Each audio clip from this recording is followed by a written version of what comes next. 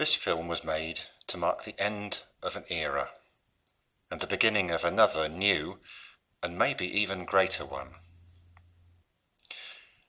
It's been made by Silverlink Trains and Network Rail to be a permanent record of a way of life that was just on the point of passing, a way of life that was much loved, a way of life in fact that had changed little in the last 150 years.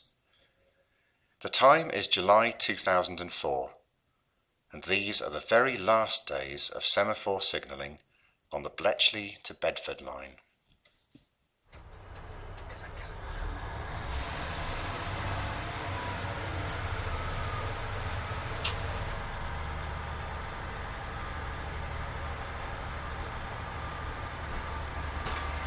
We're leaving Bletchley, pulling out of platform 6 and starting on a journey to Bedford and back.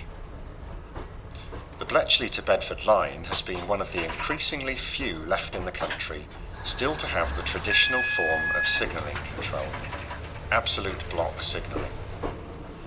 This was invented in the Great Victorian era, and Bletchley to Bedford still had, until today, all the key elements: manually operated signal boxes every couple of miles, signallers pulling levers on large cast iron frames, block bells and instruments and handwritten train register books to record the times that trains are offered up from the previous signal box, and the times they arrived and the times they departed. Even more unusually, the line preserved, right up until today, manually operated road crossings with crossing keepers to open and close the gates for road users. This was a village way of life, with staff at almost every station, a wonderful survivor from another era where signallers and crossing keepers are part of the village too, where signallers and crossing keepers speak face to face with passengers and deal with train inquiries, where the crossing keeper has the key to the waiting room, and everyone knows everyone else. The last shots of this film are on the 23rd of July 2004, the final day of services and the day when the line closed for 6 weeks for complete modernisation. When it reopens on the 6th of September, the whole route will have been re-signalled, with new CCTV controlled level crossings and a brand new signalling centre opened at Ridgemont, beside junction 13 of the M1, and the huge new warehousing and distribution complex there. The signalling centre will be staffed round the clock, and with new technology and lower costs, the line has a very bright future. This film, though, is our tribute to the final passing of a former life, and to the generations of people who have worked on it and known it. The pictures you see and the voices you hear are those of both current and former signalling staff, and their memories. This is their railway. This is Bletchley Bedford.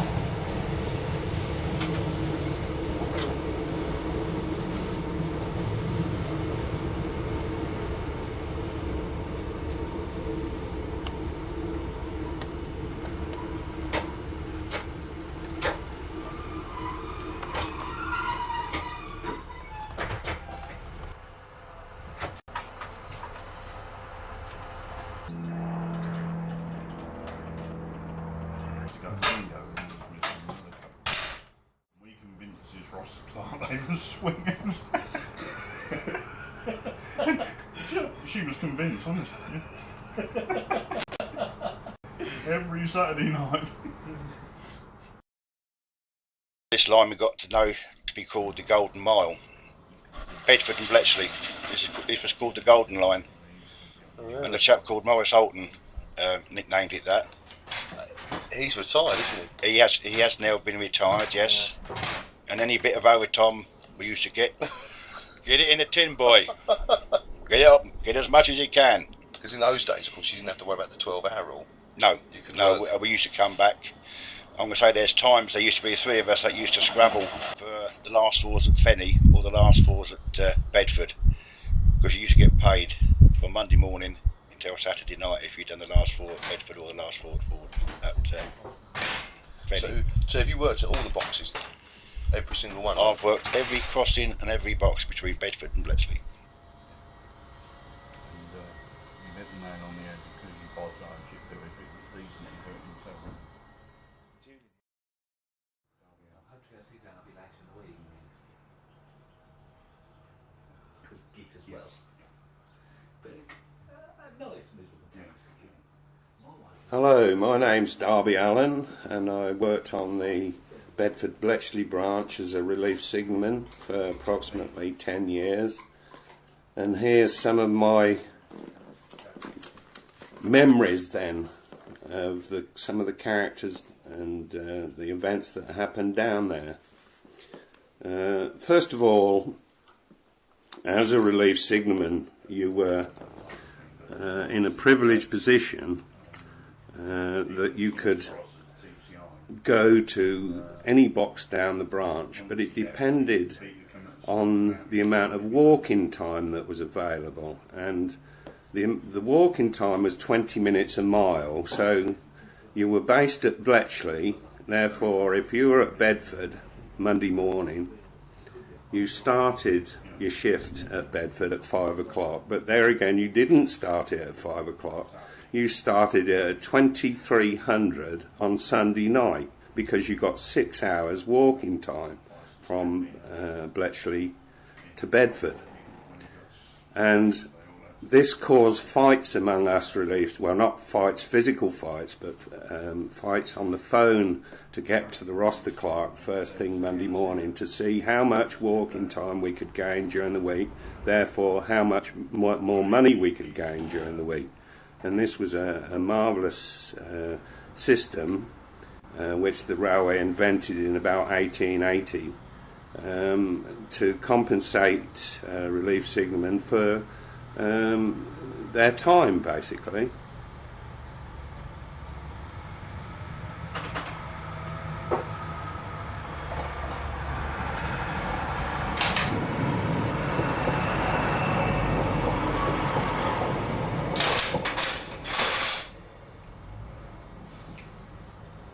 They like to fell now and again.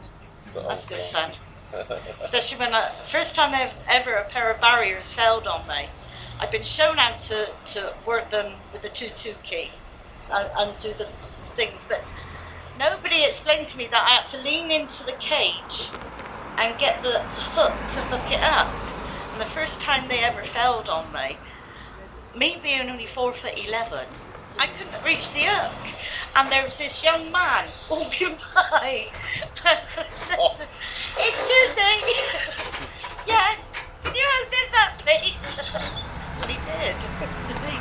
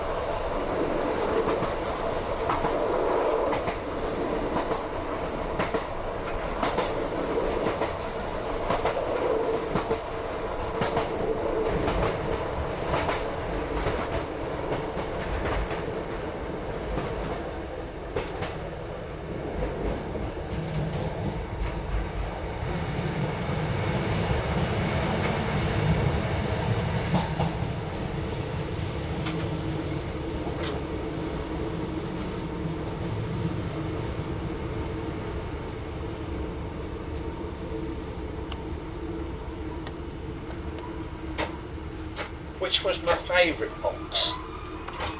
Well, I suppose Woburn Sands was my favourite. Well, because the whole family was there and they had a bell there, and there's a clank. And I used to open the gates quick, and I had a bloke come by with the car, and he stopped to give me some fags. He said, "You're the fastest crossing keeper there is," because I used to open the gates quick, you see. Oh, you can't. And I used to catch the couplings, and I used to smash the centrepiece. You were always smashing it because I used to open them quick, you see, before the train got by. Yeah, start opening them, right. That's why this bloke, he said, "You're the quickest for opening them gates," he said.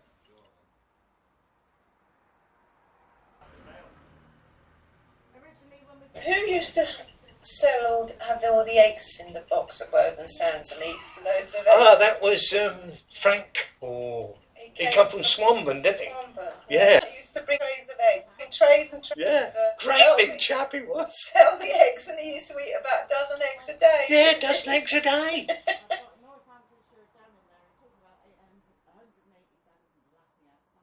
What light did you have at Woburn Sands? It was gas. Gas. Oh, right. And you used to have little mantles, yeah. You had a stove, and you used to stoke it up and get the chimney red hot. Oh, yeah, up. yeah. Used to get the Wonder coal, he didn't set Franklin's them up. coal. He'd come in his cord, blowing hot, and it was his coal. Yeah.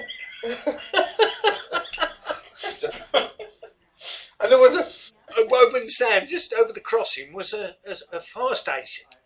And the blokes used to come running round out the window, torn the window, bloody hell. They just thought it was like a light. Yeah. The box was going up. Oh dear.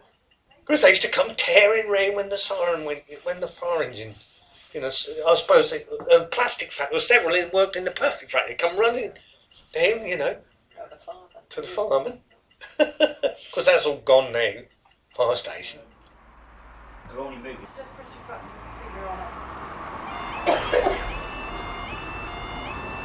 Some of them you just press once, and some of them you have to hold down, you see. Yeah, you do get a lot of them. Jumping the lights. Oh, I had crapper just now. Bring the guards and get it in already. What we don't want is any of them jumping the lights while I'm here. It's cost me too much. No, we're not going to round about too long. So, I don't want any of them doing it while I'm here, otherwise I'll end up having to do it. There you go. That's all it is. Oh, getting too white for these, you know.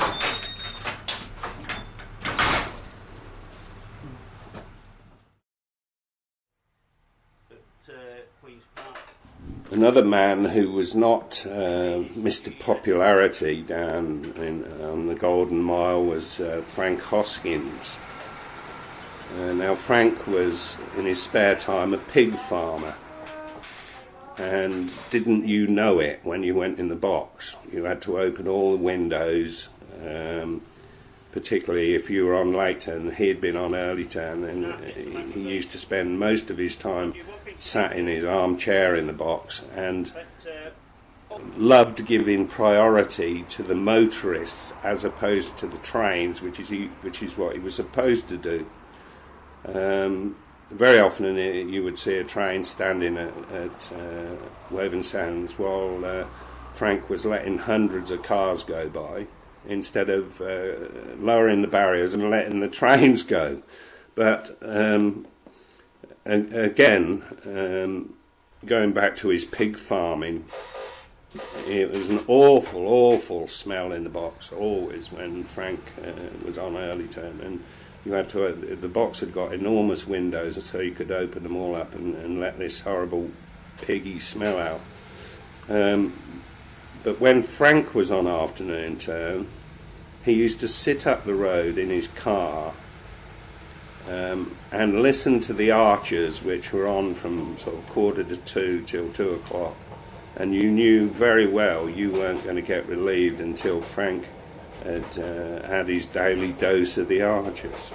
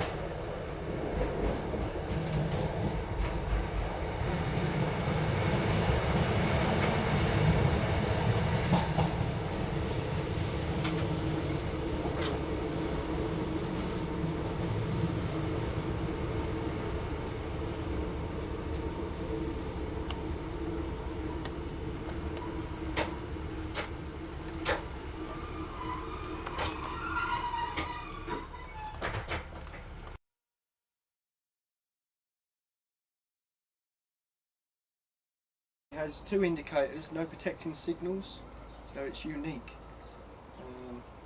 The crossing keeper must watch those indicators all the time, and when it goes train approaching, contact Woburn Sands to get permission to let any traffic going over, and when it goes in training section, then it must keep the gates closed.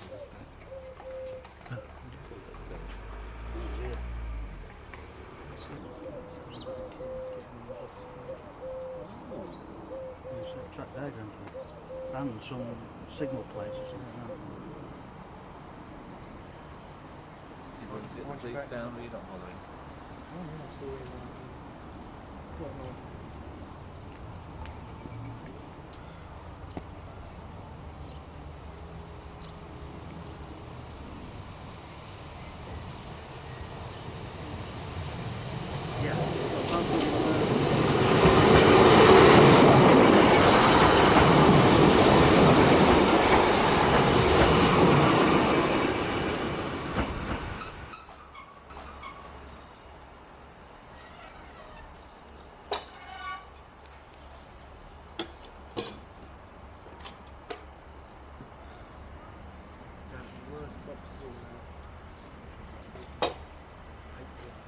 Working it tomorrow. Nobody else working it. They double up. There's late shut roads or something. Just in that little bit of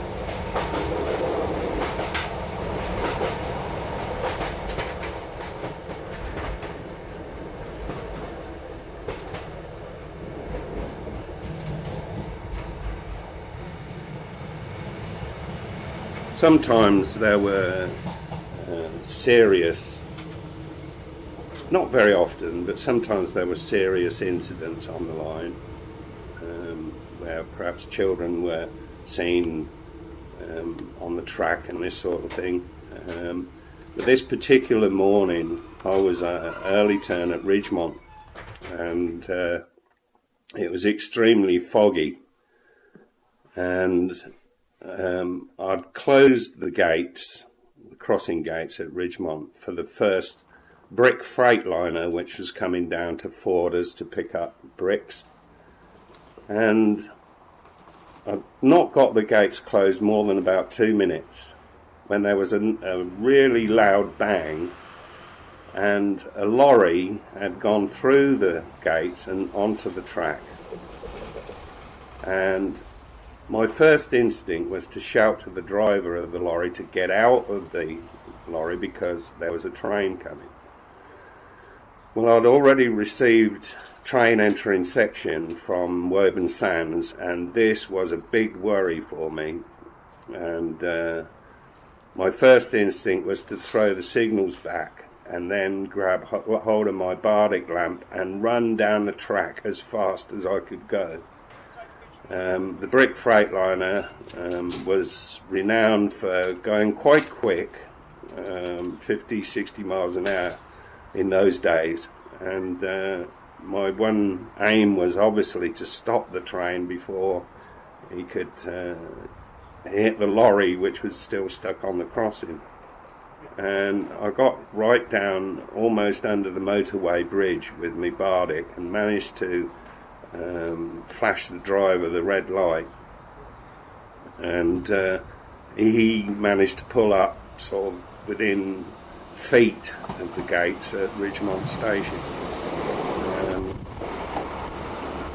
We managed to sort everything out, and the lorry was eventually got off the crossing and whatever, but by this time the movements inspector Bob Kane had come from Bletchley, having heard about it, and had rushed over in his car, and he said, "Is there anything I can do, Darby?" And I said, "Yeah, go over the pub and get me a large brandy." I said, because I'm shaking like a leaf. I thought the worst was going to happen. And I consequently got a recommend from Watford for that, which I was quite proud of.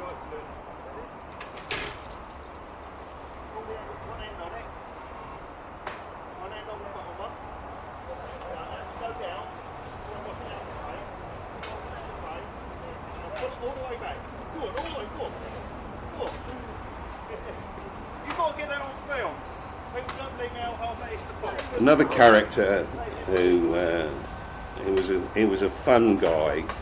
His name was John Cook, and I think he wouldn't mind me saying he probably still is now 22 stone. John was a very, very big man, but a nice character. You know, very, very inoffensive guy. And I can remember saying to him one day, we were talking about his weight, and he said, well, he said, "It's not as though I eat a lot." And I said, "No, I've never seen you actually eating, John." No, he said, "I think I must have a problem elsewhere." Anyway, I never gave it another thought, and I relieved him at Ridgemont, and off he went home. And a bit later on, I was looking for a duster or something in the cupboard anyway, and there confronted me were 6 7-pound tins of catering peaches, and I thought, very strange sort of thing to see in a signal box. Anyway, I never gave it another thought, but when I saw John the next day, I said to him, "What's with the peaches in the cupboard then, John?" He said, "Oh, well, that's all I have to eat during the shift," he said, "and I drink the syrup as well," he said, "so, you know, that's me drink and me food for the shift," which really gobsmacked me, and I thought to myself, well, you know, no wonder you're the size you are, John, if that's all you're eating every day. But again, as I say, very nice character.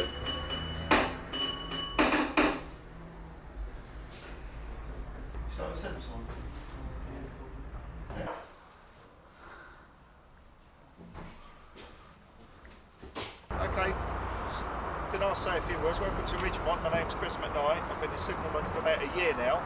I passed out about 9 months ago. Behind us, as you see, is the old station house, and over to the right is the crossing for the road. There's not really a lot I can tell you about it being such a short time, but I'm really going to miss it. It's the old absolute block working system.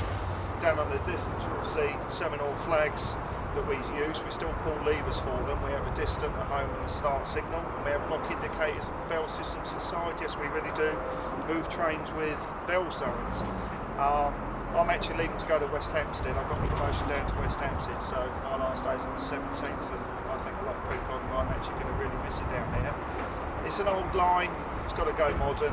I can't really say more than that.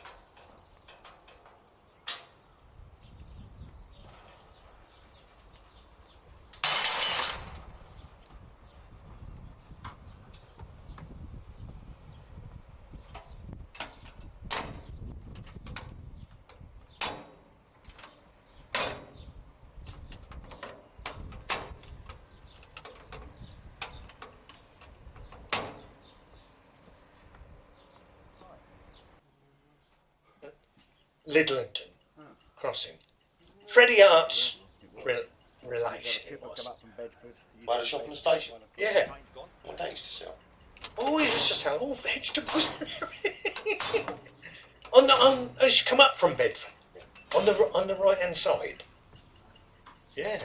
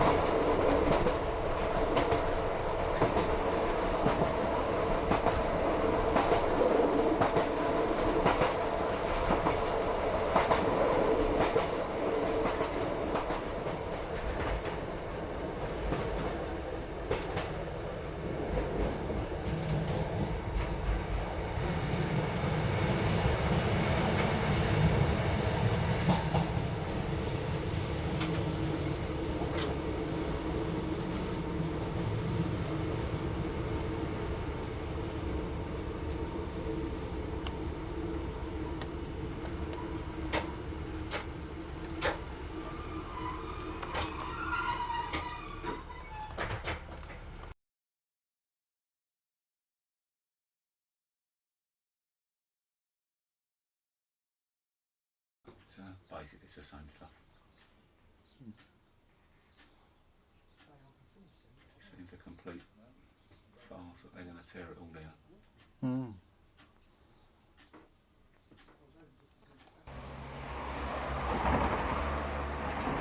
This one I'm going to call Bear and the Bedford. We had a character, a signalman, who used to like his beer quite a lot, to say the least, and he would spend time in his favourite pub opposite the box at Ridgemont, called the Bedford Arms, when he was off duty.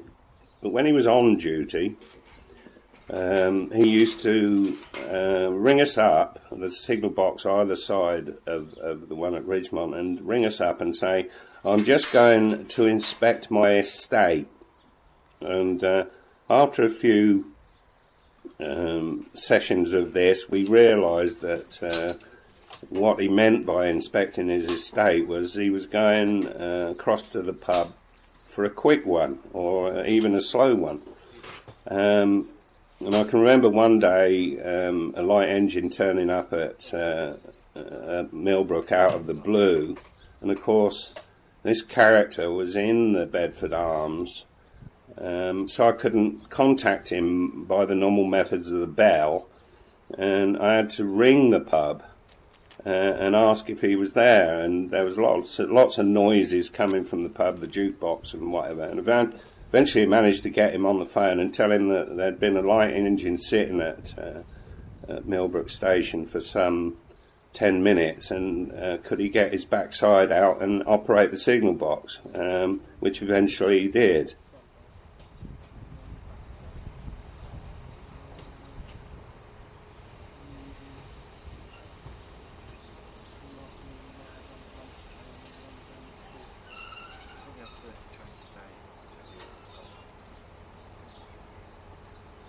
Oh, we saw that bloke, didn't we? Yeah, we saw him the other day. Tompkins.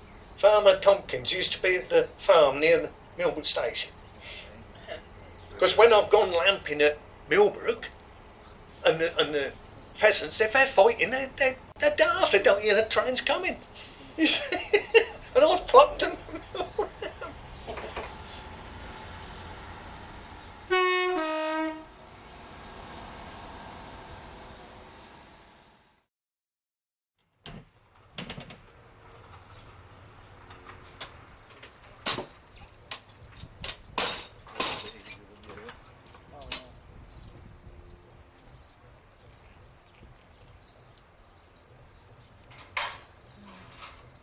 It was a pub, and the landlord used to go across to Mr. Houghton. Do you remember Houghton? He was the SM, he lived in the house, and he went across for a coffee, and I used to go and help myself quick.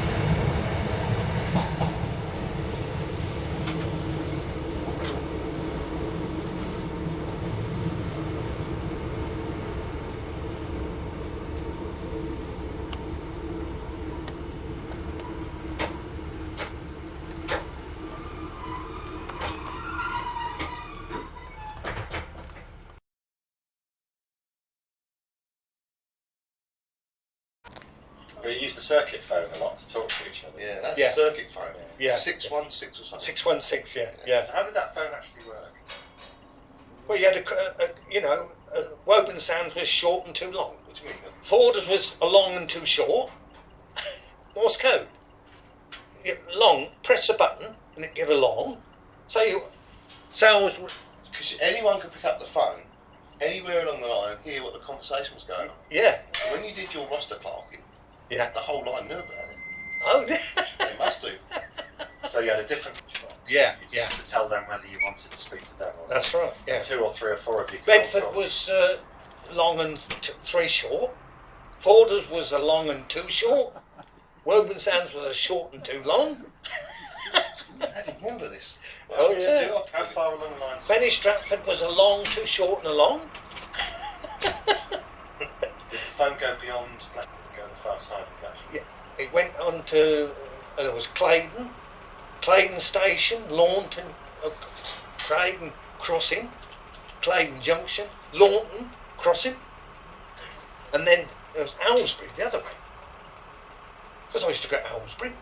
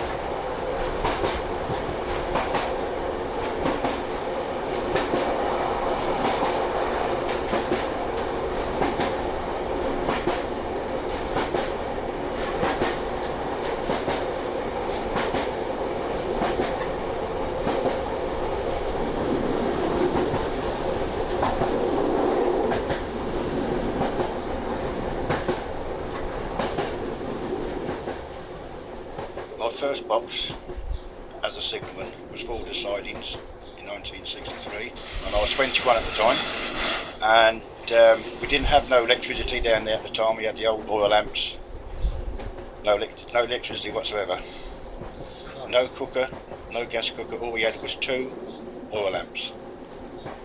So you had to bring a flask of hot water with you at 6 o'clock in the morning to make sure you got a cup of tea before you go home. There was a kettle, but by leaving the kettle on, we only had a small frame, take hours to boil.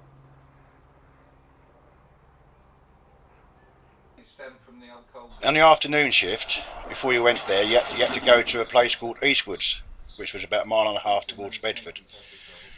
Eastwood Sidings, which the train used to come up from Bedford about half past 1 time, walk off, go into Eastwoods, and their firm's engine would take the brick empties off and take it back into the yard, and then the train would go on then from there up to Forders. And one of the Forders signalman's jobs was to put the kettle on for the train driver so he could make a cup of tea as soon as he got there. We had a driver, a Bedford driver by the name of Charlie Peacock, and I said to him, "Sorry Charlie, I forgot to put your kettle on." "That's all right boy," he said, "don't worry about it, we just have to wait do a little bit more shunting before we ever cup of tea. He said, your fire looks a little bit low. He said, do you want me to go and get some coal off the engine? I said, yes please, that'd be nice. You know, got better coal than what we get delivered down here. I'll rake the fire out for him, and he come and put his shovel of coal in. And about 20 minutes later, there was an almighty bang. I found out he put two detonators in. The smoke filled the whole of the place. Had to open all the windows and the doors. And my clean floor, my frame, were absolutely covered in ash. But I've never done it again.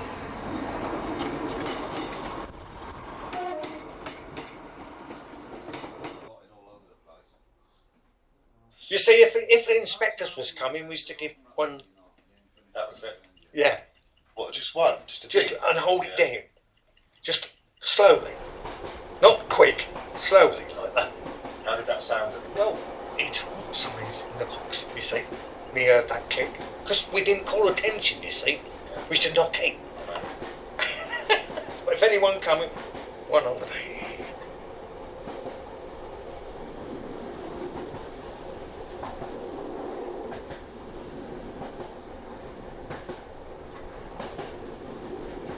I told you, mate, when I went glamping, just to go along with the engine, open the gates at one Broadmead, went towards Bedford, and then come back and open the gate. I went over to the cabin, I said to the driver, can I borrow your engine? He said, yes, help yourself, Morris.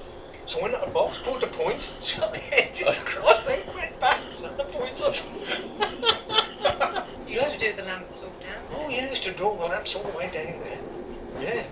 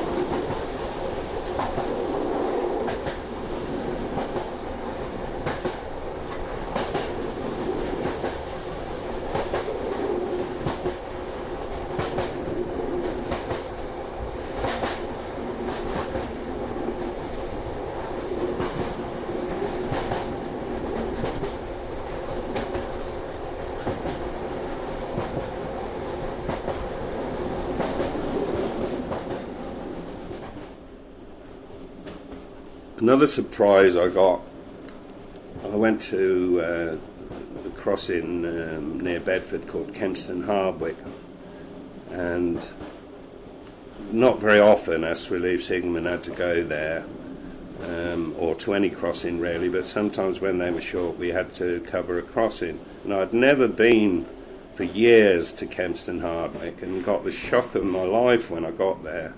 And the actual cabin, you could just about get a chair and a table in there because the whole area of the cabin was covered in boxes and boxes of kitty cat and various other cat foods.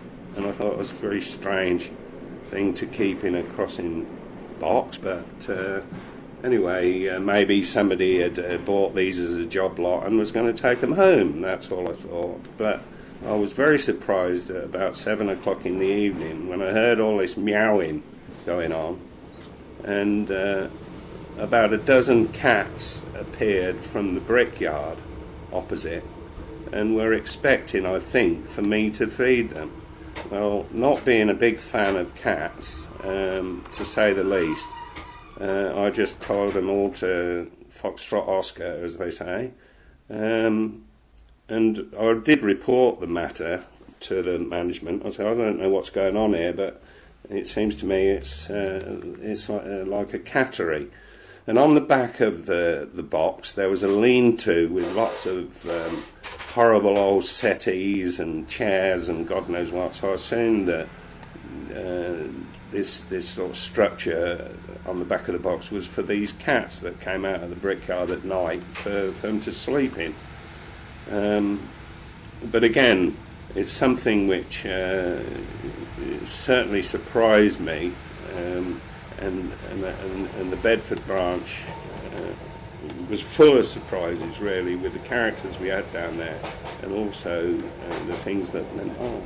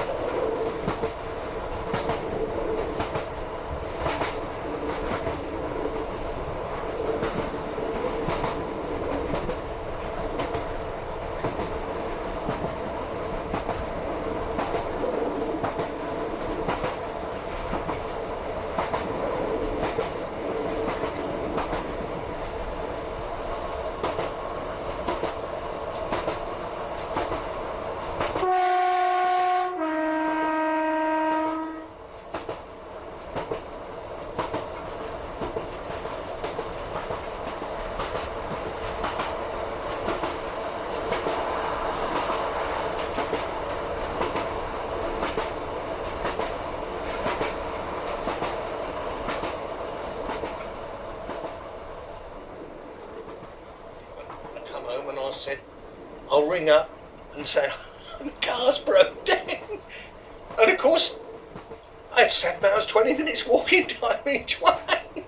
I remember we went to Aylesbury to the bus station to get a timetable so you could work out. Yeah. If you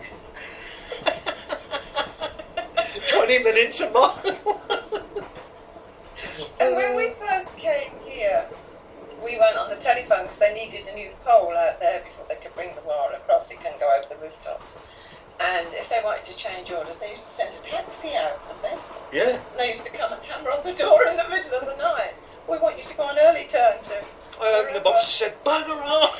I just got back in bed. I said, well, I would just got back in the bed. You'd been to Claydon, hadn't I? Claydon. Yeah. You were late home, and then they came and knocked on the door. Would I open Bedford St John's? Early turn. Yeah. Yeah, but you just finished. Yeah. When Wyburn rang up, he said, Morris, he said, I want you to go to Sears Crossing. And then an hour later, he rang me up, he said, what do you want, Morris, the bad news or the good news? I said, why, what's that then? He said, well, the job's cancelled. I said, bugger you. I said, that's 4 new tyres done. Yeah. They all had nicknames. Oh, yeah, they all had nicknames, yeah. We called him 3 Sugars, because he always had 3 sugars in his day.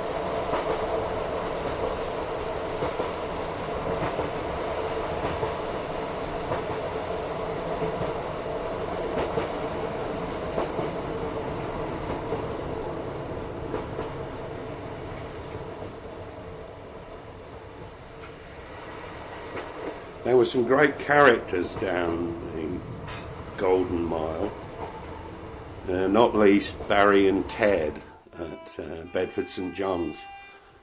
They had various nicknames like Laurel and Hardy and Abbott and Costello and God knows what. I think mainly the reason for that was because Barry had a 54-inch waist, and how I know that I used to issue clothing from Bletchley Station at one stage, and I remember Barry's waist measurement. And Ted, well, Ted was like a racing snake, very, very thin. And Ted used to like to relieve Barry half an hour, especially on the late turn. He used to like to relieve Barry half an hour before he was actually due on shift, so that they could have a natter and, well, normally an argument. Ted, in his later times at Bedford St John's, had a problem with ulcers, which he was told by his doctor that he was not to have any fried food at all. And I can remember one incident. Barry came into the box and said to Ted, in his very gruff voice, "Have you been eating chips again, Ted?" And so Ted said, "Oh no, Barry, no, I haven't had any chips, no." He said, "So what are these doing under the cooker then, Ted?" He'd found one or two frozen chips, which obviously Ted hadn't cooked or had dropped out of the packet onto the floor. And of course Ted had to admit then that he'd been eating things which he hadn't ought to.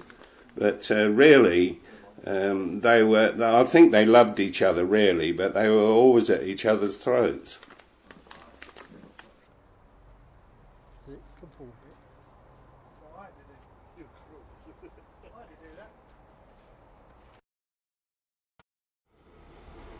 Well, the new St John's is as you go round to the Bedford Midland, as it is now. But the old was to the right, on the way on to Cambridge. From the station, because I used to use that when I worked in Bedford. I used to go from Aspley Guys into St John's Station. Yeah, and then it'd go... Well, years ago it used to go on to Cambridge.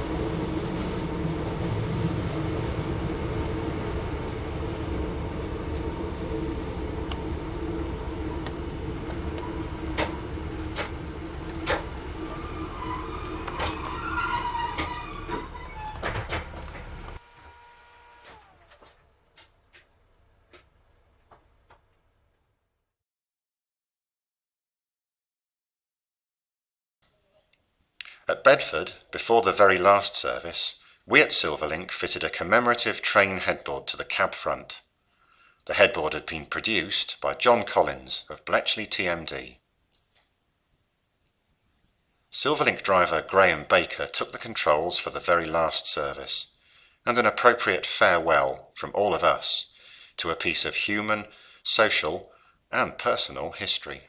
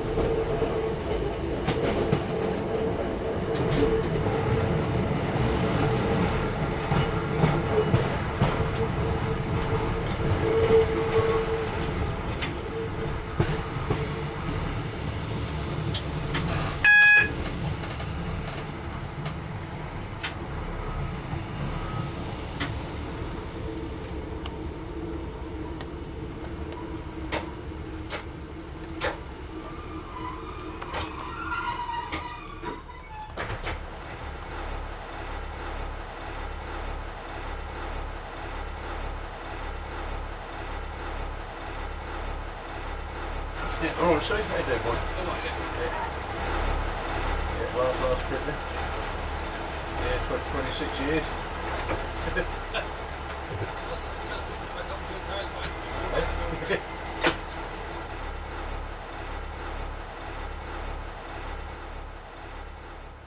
Yes, it's Steve, take care.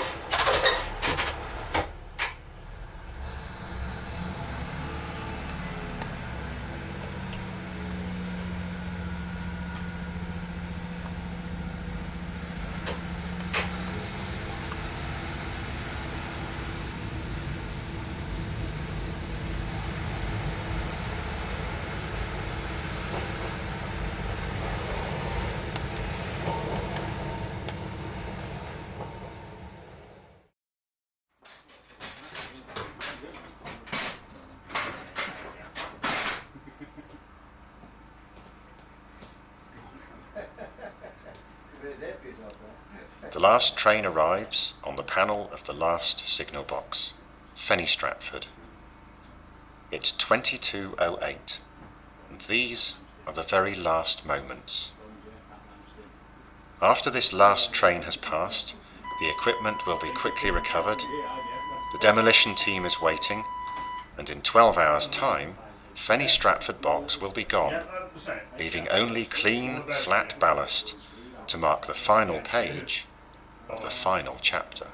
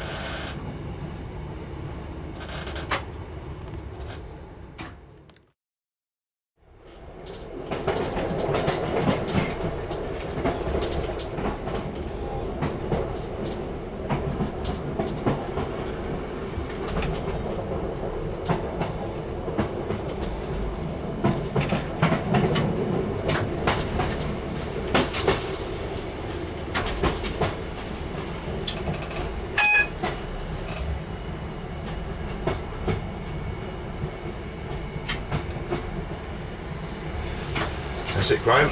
That is the last train on the Bedford branch under absolute block working. Yeah. I wonder if I'll ever encounter that again in my railway career, Phil.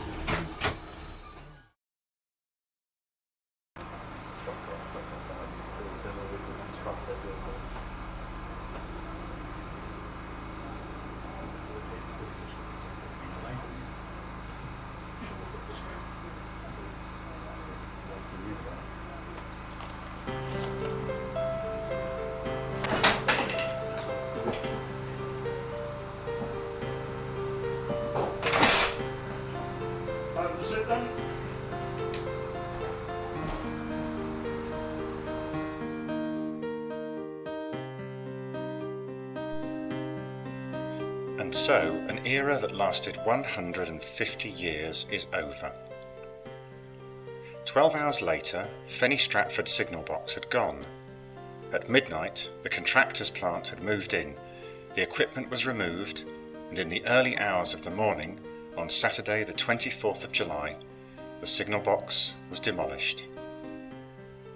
By lunchtime, there was no sign that Fenny Stratford box had ever been here, and in the following days the other boxes were progressively to be removed.